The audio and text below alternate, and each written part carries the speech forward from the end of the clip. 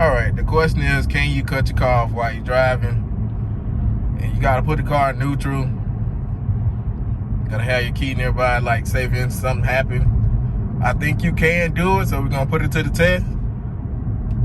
We're gonna pop the car in neutral, press the brake. Oh, nothing's happening. We're gonna try it again. Maybe because the car is in front of me. That might be the reason why. So we're gonna try it again in another spot. I'm gonna get some distance between cars.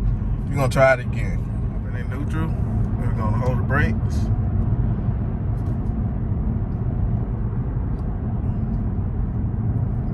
Definitely not doing it.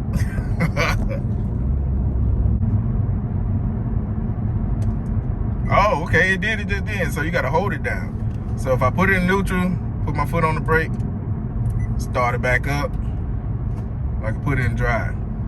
So yes, you can shut it down while you're driving. So if I put it in neutral, like right now, I got it in neutral, I'm gonna hold down the button, it'll cut off. So right now we're cruising with no power. So if you run into this incident, your car cut off like this, your steering wheel is gonna lock up like it is right now. So all you gotta do, keep it in the road best you can, hold on the brake, and it'll crank right back up. Your steering wheel will jerk a little bit, and you can put it in drive and you keep going. So, you can cut the car off while you're driving by holding down the start button. That button right there. You don't need the key beside it. My keys are up there, but if you just hold that button down, you should be good to go. But that's if you ever run into that situation.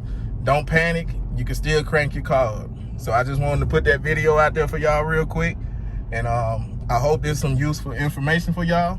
And I'll see y'all on the next one. Peace out.